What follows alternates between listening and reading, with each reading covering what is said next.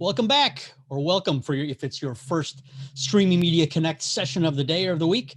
I'm Eric Schumacher Rasmussen. I'm the editor and VP of Streaming Media and the conference chair for Streaming Media Connect.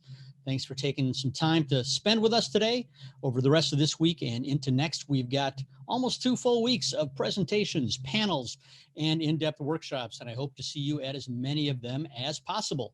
This week, it's all panels and presentations on everything from technical topics like encoding and ATSC 3.0 to business and strategy focused topics like advertising, live streaming, sports streaming, and we'll end things with a future-looking panel predicting what OTT will look like in 5 years. And next week, we have in-depth workshops from streaming media contributing editors, as well as from some of the leading technology companies in our space. Before we get into today's presentation, I'd like to thank our platinum sponsor, or I should say our diamond sponsor, Limelight Networks, who is sponsoring this entire week of Streaming Media Connect, as well as Matrox and EEG Enterprises, who are sponsoring this session. And with that, we've got a few messages from each of them. At EEG Video, we make closed captioning simple. With Falcon, one of EEG's captioning solutions, you can easily and affordably produce captioned live streams for engaged audiences while maintaining compliance and accessibility. Hosted on EEG Cloud, Falcon embeds captions directly into your live streams to all major streaming platforms using a human captioner or Lexi, EEG's automatic captioning service. Falcon is easy to set up and manage from anywhere, delivering an affordable solution for event producers and content creators to reach more viewers with accessible content. This virtual encoder makes captioning your streaming media simpler than ever. From education to government to broadcasts, Falcon is the solution for full control over captioning your content.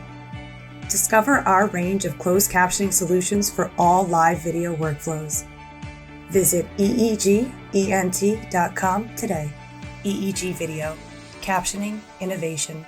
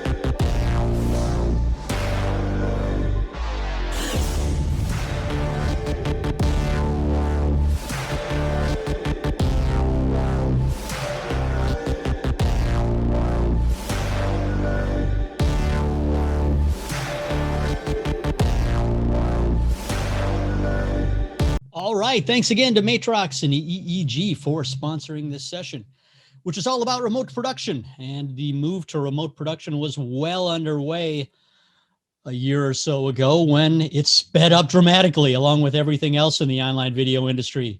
It suddenly became just about the only game in town. And streaming media producer, contributing editor Anthony Barocas has written dozens of articles about various remote production related topics. And he's going to spend the next hour taking your questions. And if there aren't any questions, he's just going to riff, man.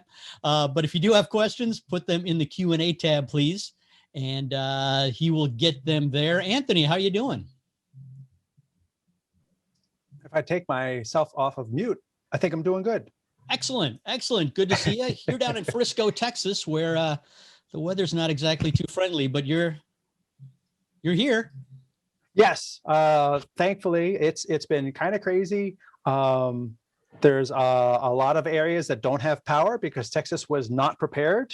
The wind turbines all got frost on them and they had to be de-iced, and other things happened. We don't all know the extent of it, but there's been rolling blackouts down here, people without power. It's been down to single digits, and Texas homes are not made for single digit weather. Right. So a lot of people have been trying to jump around. So if you all lose me, I apologize. It's out of my hands. I'll just put that out there. All right. We have been warned. Hopefully it won't happen. And with that, I will let you take it away from here. All right, so first and foremost, there's a chat bar on the side. I have the chat bar on my screen. And if anybody has any questions, I see there's 101 people in here, minus me and Eric and Steve, there's less than 100. But if you have questions, put them in the chat bar, ask away. I have that right here so I can keep an eye on things, but I do have a whole bunch of tips. When I did my social media this morning, I said more than 50, it's well over 50 now because I kept adding to it and everything and writing and writing and writing. So I had hoped to like make it into this wonderful slide presentation, but I didn't get a chance to do that. But I'm starting off, the spotlight behind your bed is bright when you move away from it. Exactly. How many times do you do remote conferences where the person's, you're looking up their nose, there's a bright light behind you, the camera's overexposed, and it's the wrong color. It's just awful. Well, I'm going to tell you how to fix all that. And yes, I did that for effect because everyone who's done remote work knows the agony of, yeah, I don't know how to fix it. So that's what I'm here to help people do. I have a whole slew of things. But basically, it's you're here, they're there, and the audience is everywhere else. And that's what we've got to do. First, I want to put a few disclosures. I'm going to mention a bunch of manufacturers, software packages in these tips, because I want to help people with streaming.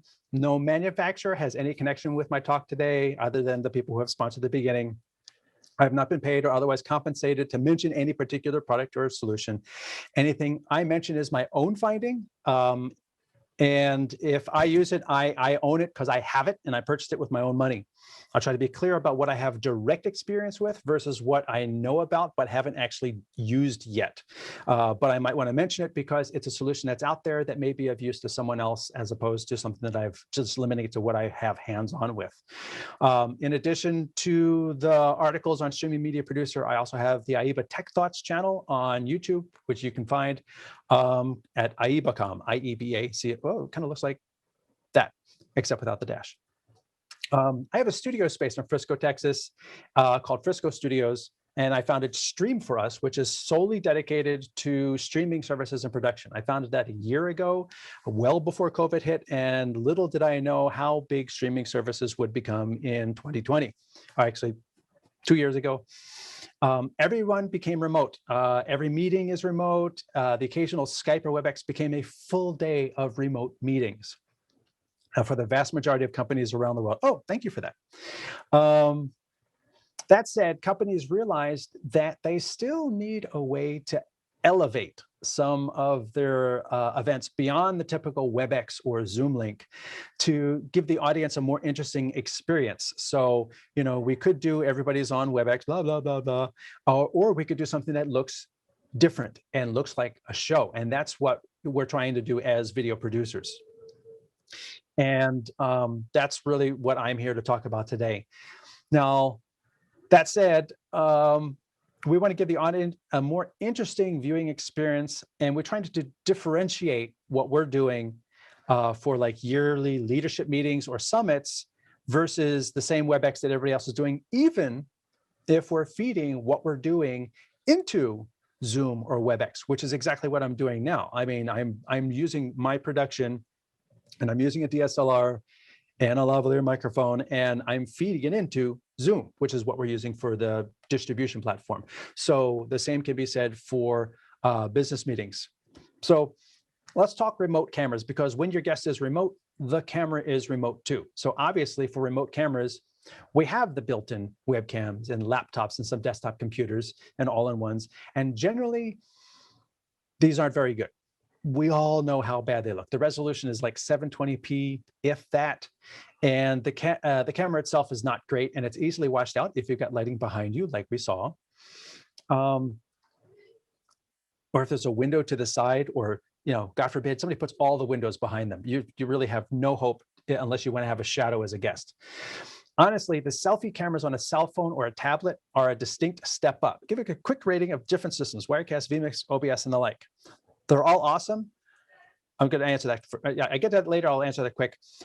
I don't use them all I try to be proficient with one, and that's hard enough. So my tool of choice is a Wirecast because of the 8 built-in remotes in the app. I'm not knocking the other tools. The other tools are good tools. I don't have the experience with them to give you an expert comparison between all three, because I'm not a master of all three and able to say, oh, this is better and that's better and this better and that better. So I'm just going to put that out there. Now, a selfie camera in a cell phone or a tablet is a distinct step up. So if you're looking at someone's laptop webcam and it's looking awful and it's got fingerprints on it, or whatever, ask your remote guest, hey, do you have an iPad or a tablet of any kind, a Surface or a Samsung tablet? Let's try to connect with that, see how it looks. And they can literally place it on the screen of their laptop and act as a laptop, but the camera will be better. And they can plug in earbuds right into the tablet and be good to go with both microphone and being able to hear.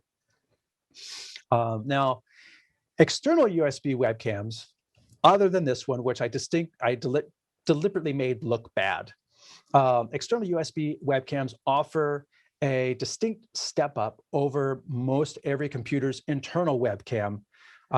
So if your guest has an external webcam anywhere in the house or anywhere in the office, have them use it, because it is a definite step up if you want them to have a better image quality for the delivery. And the microphones in those things work better too. I say this with the intent that you actually get a decent webcam. So I'm partial to Logitech. I have 3 of them. And like I said, I've purchased them with my own money. I use them. There are other ones out there. I'm not an expert in every webcam. I have tested a few, and I know that if you're going to spend $15 on Amazon for a 4K webcam, it's not going to be that good. If Logitech is charging $200 for the Brio, there's a reason why a good webcam costs more money. So when I say get a good webcam, I mean at least $50, $50 to $100, around $100 can get you a really good webcam that will deliver a superior picture. You could even change the focus on it, things like that. So I'll just put that out there. How about audio recording mics? Is it better to use external mics or inbuilt with cams, mono versus stereo? Good question. I'll get to that in the audio section. Now the challenge, if you're going to use an external webcam and they don't have it, the challenge is to get it to the client. Now, you can find a webcam if you can find one online, because man, they're hard to source at this point. If you can find them, get one, get a couple, have them, and then use like a bubble mailer and send it out to your client and include a return receipt in there. So when they're done, they stuff it back in the bag, put a new label on top, and send it back to you. This way, you're not without it for a long time. Unless, you have a client you want to impress or something like that, what you could do is, you order it online and drop ship it directly to the client. So you're not paying for any shipping. And then they get the webcam and then they're like, well, what do I do with it? And you're like, you know what? Keep it. I loved working with you. Look forward to working with you again. Keep it. Because if you're paying $50, $75, but you've really impressed this person with your skills and your expertise, when they think of, hey, I've got this thing coming up and I need somebody to make me look good, they'll think of you. So just putting that out there. It's not necessarily a streaming tip, but it's a business tip. Stepping up from webcams, there's DSLRs, and there's a lot of DSLRs out there, and not a lot of them are being used right now. So there's a lot of solutions that almost every single camera manufacturer has put together. I started putting together some slides. Here we go. Okay, so like Canon has this EOS webcam utility so that you can connect your DSLR directly to the computer itself, and it will appear as a webcam to your software of choice. Panasonic has it, Fuji has it, Sony has it. Go away. So these solutions are out there to, if your customer, hey, yeah, I've got a couple Sony cameras. Hey, okay, download this software, put your camera on the tripod, put it right over top of your monitor, like I'm doing right now. This that you're looking at right now, this is where's my cursor? There it is. This is a Panasonic. This is an old GH4, but at this point, GH4, GH3, they're both full HD cameras. I'm getting full HD off of it into my mixer, and this is what gives me the depth. This is what gives me the evenness of tone and the clarity over a webcam. Any more questions after the mics? Nope. Okay. Once you get your camera, whatever it is, set up, the next thing, to quote any real estate agent, is location, location, location. First of all, don't have something bright behind the person. Like we were, if anybody came in late, I will go back to my USB webcam, and you don't have something bright behind you when you're talking. It's like, oh yeah, well, I've just got my laptop here, and the light going into the camera directly, whether it be a window or even side light on some of those things, is just going to wash out the image, and you're not going to get a good, clean picture like you want. So location is a key thing when you are talking about having a good setting. I mean, you don't want to have a room with a lot of clutter. You want to make sure that if they have a background of stuff that it's interesting and relevant, like in an office, it may be filled with stacks of paper, a printer, and things like that.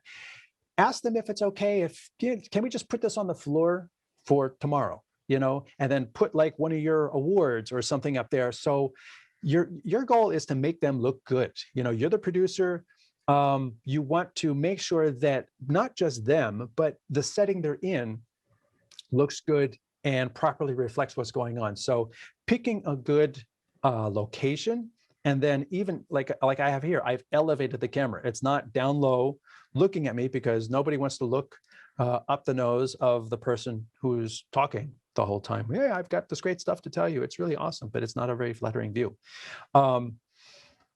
Being able to have it at eye level, and we've been doing this a lot since then. And it's like it's a running joke. And I asked them, do you happen to have any Amazon boxes? Maybe. Most often they might have one. And you put it up on a box, you put it up on the second box, and then you put the laptop up there, and then it's even with their eyes, and then they're talking to you like this. And it just has a much more, it's a better view for the audience when you can allow the person to relate to the audience more directly, as opposed to I'm just sitting at my desk and, with a laptop. And you want to make it look like they really care and they're really motivated to be here, because we're being brought in to make an event look better. And that's our goal. Kind of getting off the script here. No. If there's time, I'd like to work with my guests, and I have them do a tech check. They can use their cell phone. They can walk around, their office. Oh, I've got this and this and this. And, you use the selfie view to look around and say, oh, right here, this looks good. You've got light coming in from the window and everything. This looks great. Okay, can we do something there? Or if they've got a desk, you can see what the desk looks like. You can hear what things sound like and see if there's any potential noise issues as well. But I'd like to do a tech check several days ahead, have them walk around the house or office and pick the best looking spot. Maybe you have to ask them to adjust the blinds, lower the blinds, pull the drapes, rotate a table, declutter the shelves behind them. Almost all the time when you tell them, that, oh yeah, we just want to, make this shot look really good for you, they're actually open to like working with you. And it's like, oh yeah, you move this will make it look better. I've never once had anybody tell me, no, I want to keep this clutter of paper behind me. They understand you're trying to make them look good. And, any advice you can give them and any help you can give them really does pay off in making your shot look better. And it actually makes them feel better about being on camera too, because they're confident that you've helped them, that they're putting forth a good image. Let's see. They use a Canon, a Crestron Flex to join a Microsoft team meeting, which they use to pull out two separate HDMI feeds, people and content, and Blackmagic. They pull them to OBS before only to... Yes. Microsoft Teams actually exports NDI as well. That's Eric. Teams exports NDI. There's some caveats with it depending upon the power of your machine and how many people you're trying to pull, but you can actually get a separate feed, separate NDI feed if you have NDI integration in your level of Teams, and that's a really great feature as well. A question from question answer. Your green screen mix is much crisper than I have seen normally. Very little blending on your edges. How did you pull that off? Perhaps this is Wirecast handling better than Zoom. So Steve is who? Steve. Oh, Steve related. The green screen mix is much crisper. Thanks. Except it's not green screen. So this is all actual. There's no trickery or anything like that here. I don't even have a green screen. I have a gray screen. So that's why this looks as crisp as it looks, is because it's real. So if you've ever seen my tech videos on the IEVOCOM YouTube channel, you've seen much of this stuff before. So go watch some of those. Although this is a new set, it was in a different part of the house before. Continuing on, answer those two questions. So yeah, work with your remote guests. Let them know you're trying to help them. You know, elevate the camera, get a good location, get some good lighting in front of them, whether it be a desk lamp or, you know, anything they can put in front of them. As long as you don't have bright light behind them, generally, if there's nothing bright behind them, there's going to be something bright in front of them, whether it be a room light, a table lamp, or something else that they could do, and that will make them be lit. I have a production light, obviously, but we're not asking our guests to do that. But hey, if you want to, and you're going to send them stuff, you could send them a ring light. You could send them a flat panel for $50, and that will give them a nice light in front of their face. The next really important thing is audio. Remote audio is next. And perhaps it's even more important than video for doing a remote, which is odd to say that. But having just done a whole series of things earlier this week, 10 people in one big production, the two that were the most annoying were the two that had bad audio, because you will find that if you can hear someone clearly and it has good sound, you can overlook some drop frames or stuck video. But if the video is clear, but the audio has all sort of glitches or is distorted or it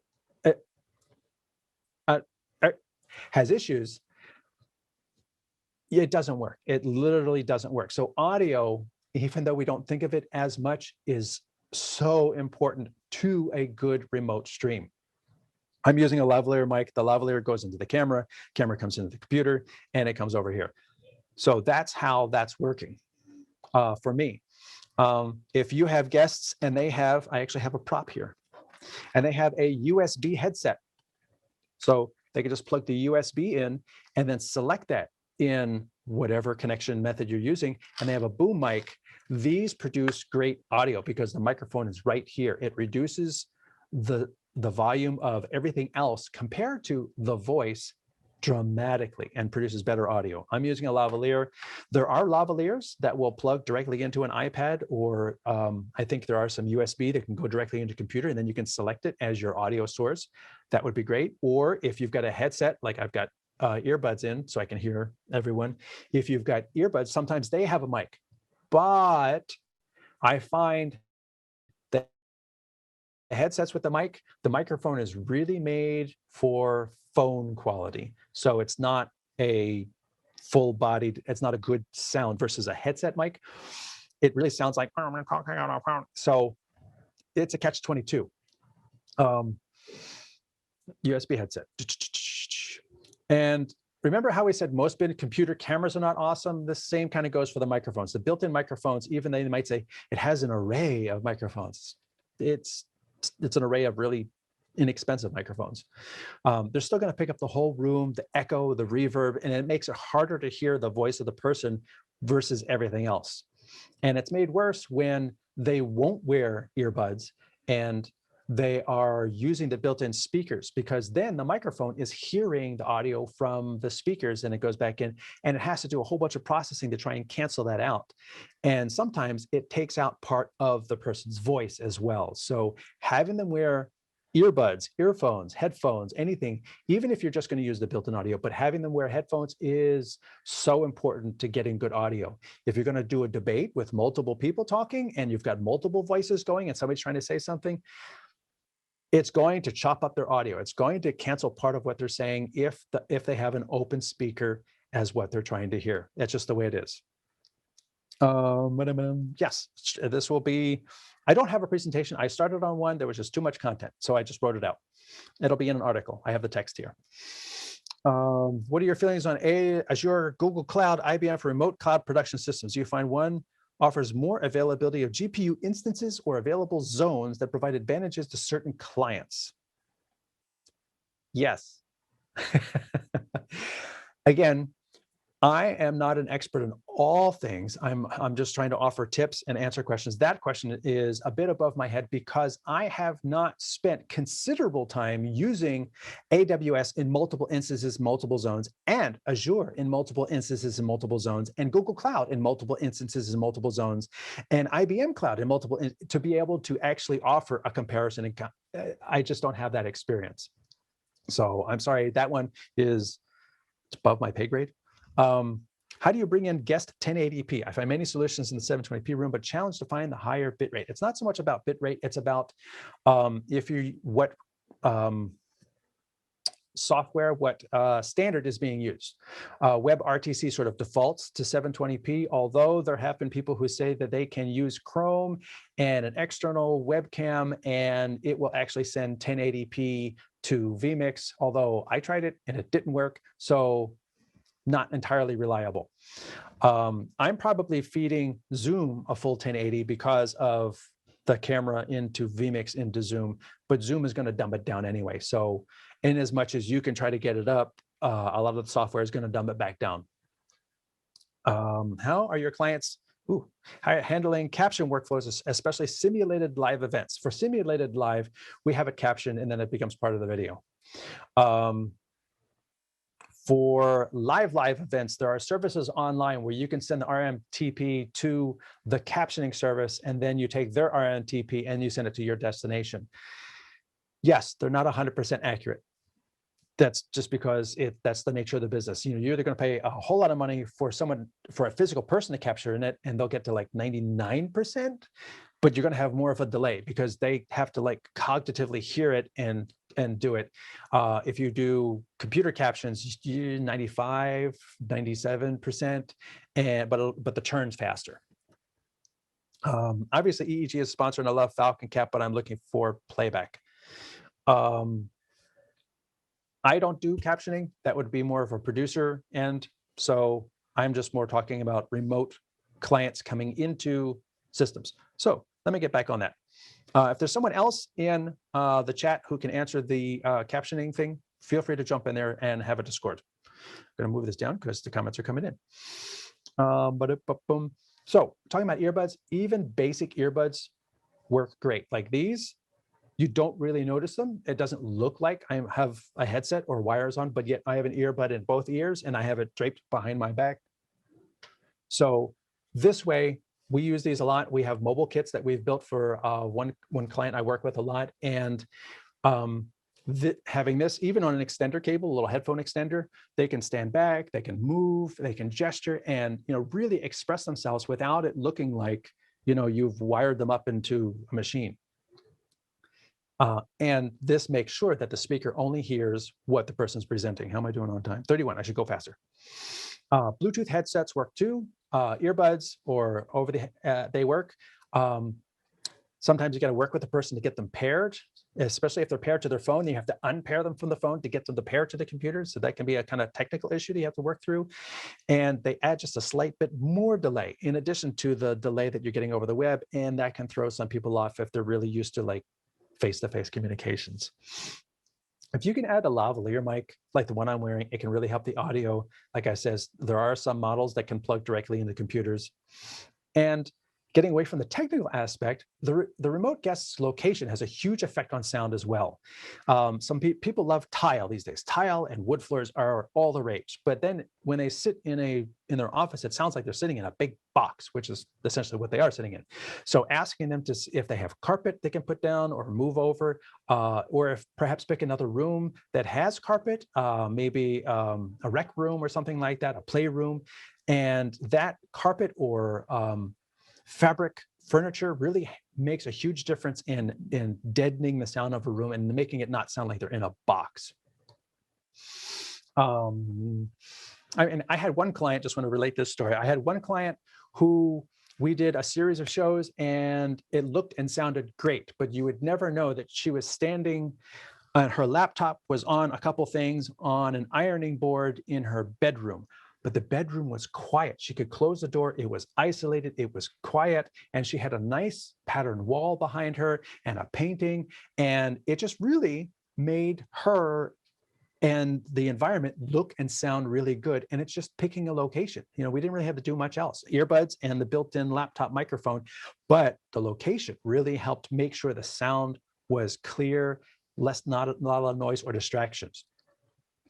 Let's see, remote connections. Now, most of the time, your remote guest will not be tech savvy. So having a tech check day to walk through things is really important. The way they connect is also important. Like I use vMix and it has a very easy to use web interface for remote connections. I'd even say it's easier than some web applications that keep asking you to like confirm your camera and everything settings. But vMix is not alone in using WebRTC. You know, there's OBS and many other apps that do it as well. The downside of this sort of connection is that it's designed to be a single point-to-point connection between their camera and my system. It's not designed to be a business chat solution where, oh, let me share my slides. WebRTC is not designed for that. It's a point-to-point. So you have to like, you know, checks and balances. If this like, oh, I need to do slides. Okay, well, give me the slides and then, you know, we'll work out a solution for that. And I actually didn't get into this script, but that's actually worth mentioning as well. I had a guest shoot against the closet. Anything that works. Put this in Q&A too. Do you have any experience with Epacam Pro? It makes your cell phone a webcam on your computer for Zoom, etc. Video seem good. Yes, there's several apps that you can put on your cell phones that will have them show up as devices into your laptop. Those work great. And the added benefit is if you can get a cheap stand off of Amazon or wherever, I'm not partial to Amazon, they didn't pay me, that will, you know, they can have their laptop down here, but then put the other camera up in front of them so that, you know, it's easier than lifting a whole laptop. But this way they can look at that and talk to their camera when they want to talk. And then while they're participating or as a guest is or anything, they can look back down here at the laptop in the Zoom. So like I have a Zoom over here, but my camera's up here. So I look down and I look up. It's the way things are these days.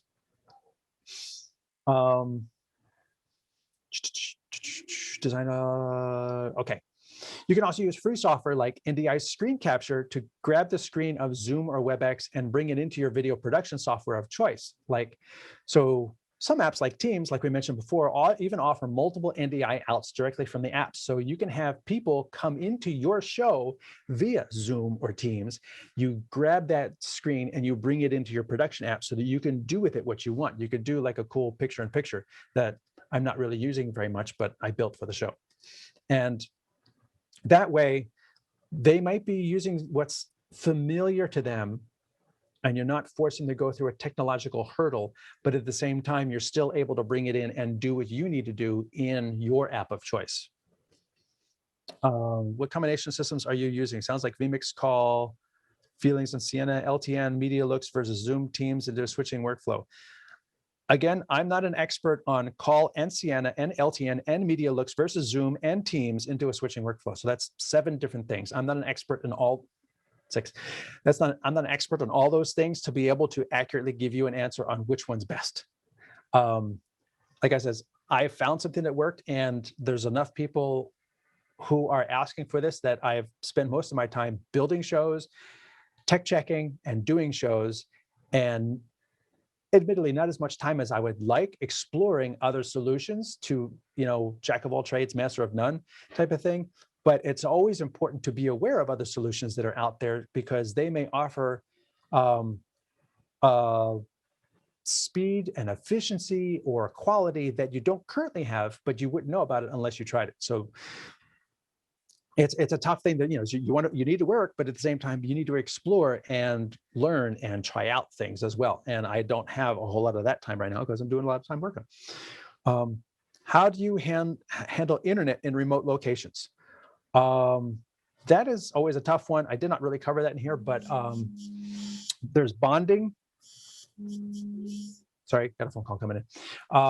Bonded sources. I'm actually using bonding right now because, as we said, I'm in Texas and the winter conditions could have the power or my internet get a little wonky. So I'm using a bonded connection. I have one of my connections is my LTE modem right here, which is connected, and one of the two Ethernet sources into my desktop, which is then splitting the signal across them, and it's working for my connection into Zoom. If you look on my AIBA.com AIBA Tech Thoughts channel, I've done events in remote locations, and I've used the Netgear, and we've done it over cellular and LTE, and it is it's something you have to actually do your own tech check. You have to go to that site if possible and see what's available, because maybe Verizon is there, but AT&T is not. Or maybe you need additional height and you got to get your modem higher up above the trees to, see a good signal, or you need directional antennas. So those things need to be explored. And other solutions like Starlink, the new Wi-Fi that from the cloud, that could be satellite internet. That could be a great solution for rural areas because you just need to be able to point straight up. That's a great thing. What do I use for bonding? Right now I'm using Speedify on the PC, and again, they're not sponsoring. I actually pay for it, so that's what I use. When you're moving video back and forth between the apps, you also need to move audio back and forth between the apps, and it's actually harder than you might think because every computer is designed to play out the audio to your headphones, not to send it to a different app and not send it to your headphones. So what I use in these systems is on a PC, there's a software called Virtual Audio Cables, which is a great name because that's exactly what they are. It's like plug this into vMix and plug this into Zoom, and that cable goes across. And in Zoom, you say, look at the virtual audio cable, and hey, there's the audio from vMix, and it just works. They also have a Mac version and on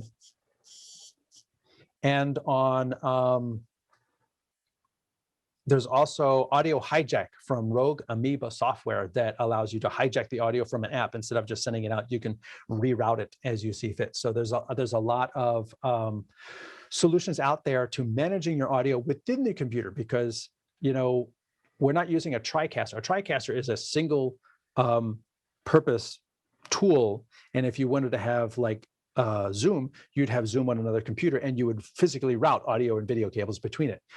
What we're doing, or what many people do, is you run multiple apps on one computer. So you're kind of doing it within the computer, kind of behind the scenes kind of thing. And that's why they're virtual. So managing it is a little trickier.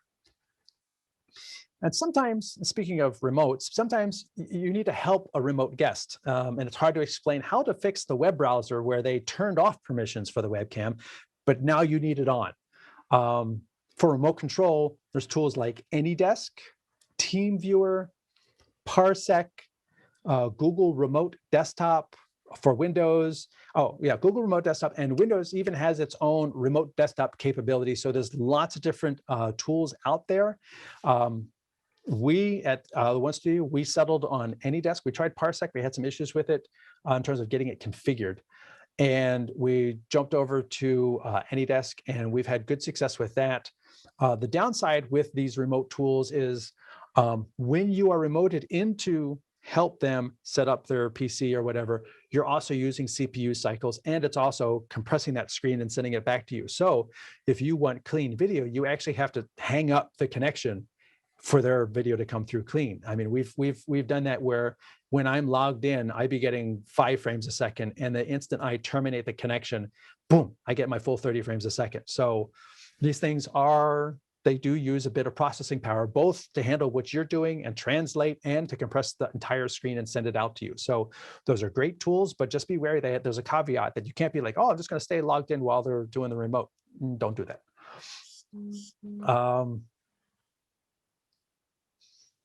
And this brings up a good point. You can rely on what the end user has available, or you could build your own kits. There's lots of hardware out there. We saw one of the sponsors, Matrox, has that nice piece of hardware where you can plug in 4 cameras and send it right to your studio. Great if you need to do what they call REMI, you just have 4 cameras out there, and those cameras are going to come into you, and then you're going to use a different path for communication, crew communication. You just have 4 camera operators at a show, but you're doing the production remotely. That's a kind of different than what I'm talking about here, but those tools are available as hardware tools where they can use SRT and higher quality connectivity so that the signal that you get is more robust, more resistant to internet issues and dropouts and everything, but they have more latency. So if you're doing a business thing where people need to talk to each other, you need to bring the latency down, or you get that constant the issue where people are talking on top of each other and then they stop and everything. So there's benefits. There's always a trade-off. It's like better image quality, longer. That comes at the cost of longer latency to make sure all the packets get there. Apps. What do all these remote things connect to? I'm using vMix, but there's also Wirecast, OBS, Live Stream Studio, Boinks Mimo Live. There's a couple others. I have smaller apps that I've touched on a little bit. And don't forget the venerable TriCaster as a destination, because it can definitely receive NDI, and it can definitely receive SRT, and it can do a show and push a stream. So even though you think of it as a piece of hardware, it's definitely a production tool that's available for receiving remote guests. And then also the TriCaster has the tie-in with Skype. You have a separate controlling thing, but you can have multiple Skype connections come into the TriCaster. And like we said before, if you have Teams, Microsoft Teams, Microsoft owns Skype, Teams can also output separate NDIs for separate guests. Although there are limits to that. If you have 50 guests, don't expect 50 NDIs. And then as you add all of these NDI feeds, be aware each one takes a pretty sizable chunk of data on your network. So, if you got 10 NDI feeds, you're going to need more than a gigabit network to handle everything. Let me do a quick question. Do you have a matrix of the categories of product needed for the best vendors to consider? No, I don't. What do you use for bonding? TriCaster 2 Elite Live Call Connect supports compositing 9 separate Zoom feeds in the one Zoom meeting. Teams or Discord. Yes. The new one, I think it's $15,000. Will take a Zoom, chop it up, and then give you separate feeds, which is actually a really nice feature because people really have gravitated towards Zoom. So having that Zoom hook is like a really nice feature. If you have one of those TriCaster 2 Elites, and it's in a different price class than I think many businesses are going to be using. Restroom is as well a good option, offering 10 remote colors and comfortable composition, all within the browser. Restream, yes, I'm getting to those. So those are all things. However, the downside with all of these tools that I just mentioned is they sit on the computer in front of you. Actually, it's right over here. And as we all know from like the weather here in Texas, if I need to have a bunch of feeds come into me, but my internet is being hammered and I have no control over it, or we're in an ice storm and they're doing roller blackouts, and part of the blackout is the next block over where the cable company has their little thing on the telephone pole, and that goes down. I get no internet. My internet goes off for an hour, and it could be in the middle of a show. So that's the problem, having it come down to me. All of those feeds come down to me. And if I have 7, feeds coming down to me, that's an issue. So the opposite of that is to use production in the cloud, where you take all those feeds and they're all coming to a place that's not here. They're coming to a place in the cloud where there's plenty of bandwidth, some data server somewhere that's not having rolling blackouts, or they have a generator. And there's lots of things. For instance, StreamYard can handle 10 people on screen, but if you're going to produce it, then you're taking one of those slots, so there's 9 people. The same goes for Restream Studio. As mentioned, Restream has a very similar product to StreamYard, and video playback, titles, graphics, backgrounds, pictures and pictures, multi-views, screen sharing, all built in. And I don't need to have a beefy computer at my end to do it. They're all kind of limited in the design. You're not really going to get the same customization as you can with a dedicated app. But in terms of getting up to speed quickly, you know, paying 20 bucks for StreamYard or whatever, gets you in the door, produce a show, send it where you want to, or record it, and you're done. And you didn't have to have a beefy computer to do it. To step up from those, there are configurable solutions like Dazzle TV, DAZZL.TV.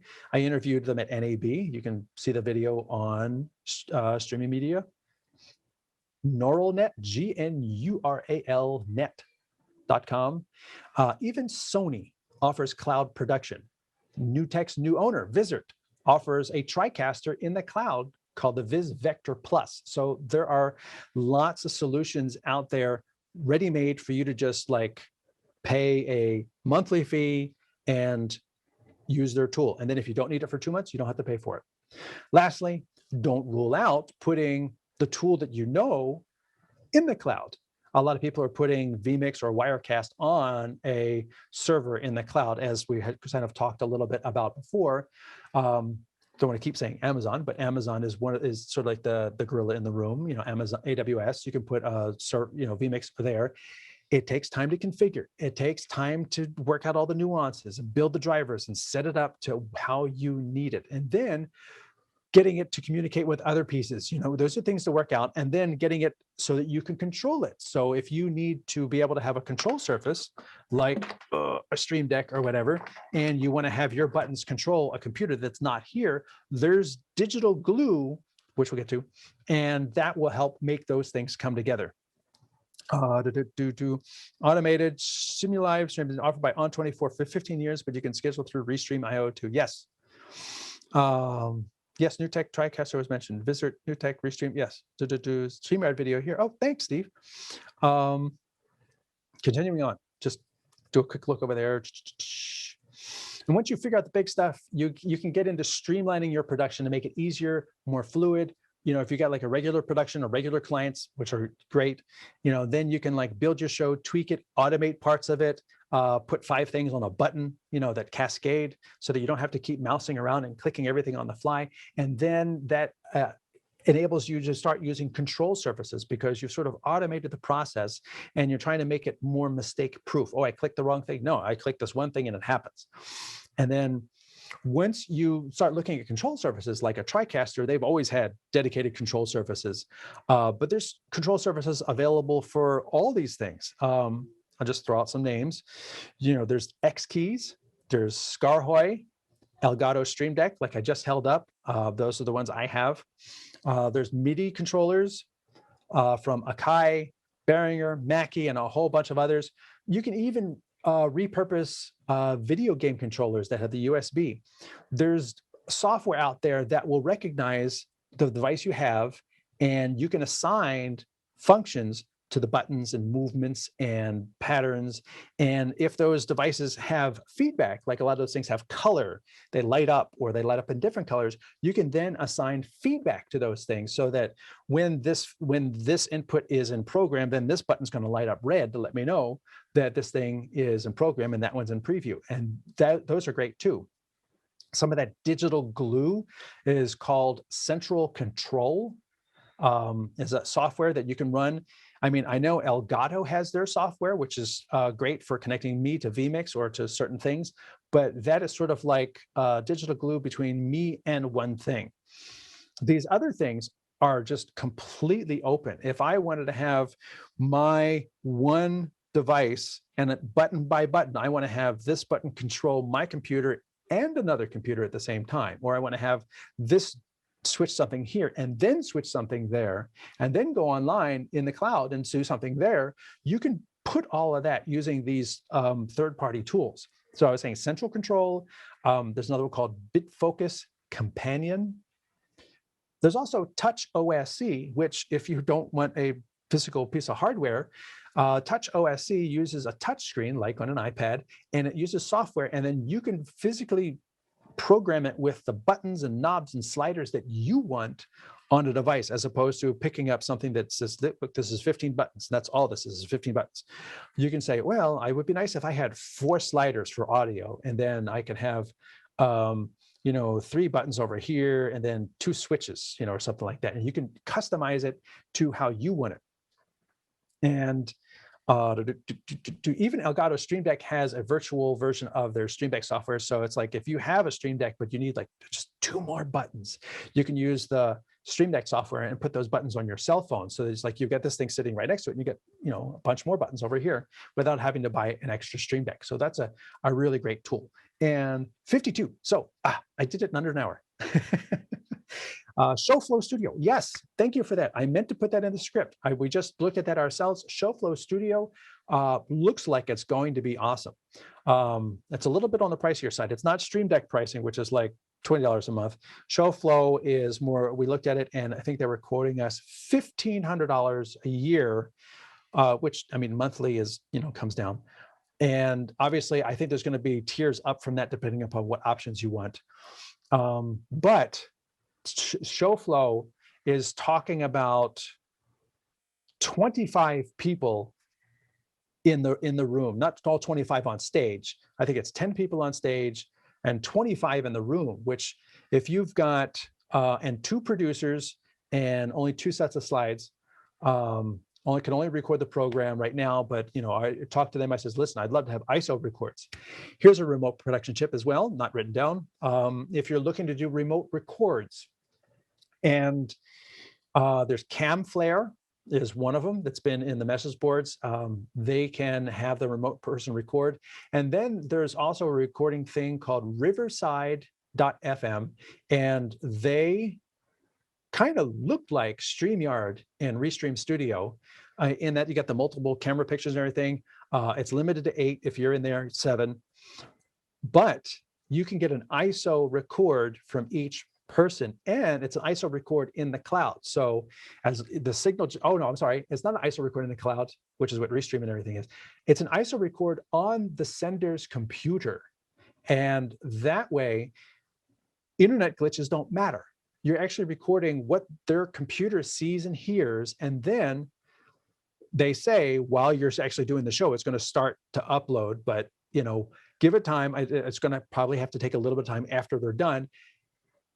You get the actual file from their computer delivered to your account at riverside.fm. Again, not paid me. I just found out about them and wanted to relay that information. Have not had a chance to try out their service, so I can't speak to the quality of what the product is or how the whole system works. But I just saw that thing, and we've been talking about potentially using it for some of our productions. And I really wanted to hope that answers most questions that I've come across that I've seen so far. It says I got like 5 minutes left. Let me see if I go through here, if I got any internet remote locations. Put this in Q&A too. I am busy. Wireless earbuds are frequent options. Lots of AirPods on TV. Yes, if you big wonky white things sticking out of people's ears, I tend to not really like that. If you can find a black version, or gray, Samsung has ones that are like light gray and champagne colored now. Do you recommend an IFB earpiece instead? No, only because that's a very specialized piece of gear. $15 earbuds from online resellers, or don't have to be that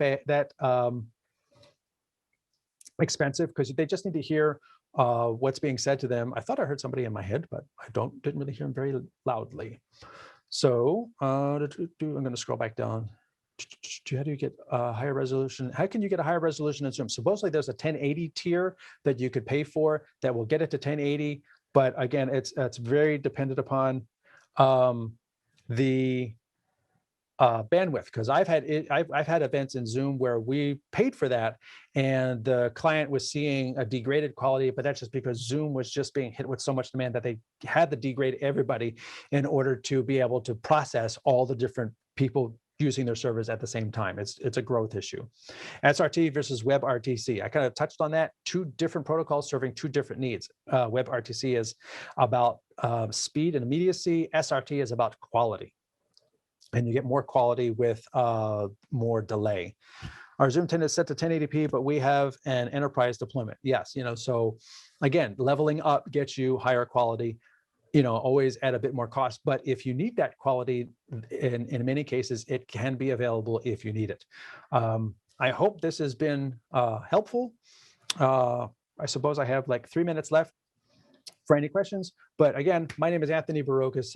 I have streamed for us and more than a decade long with streaming media guys like Eric here. Like me. Man, that was terrific. And your power held out through the whole thing.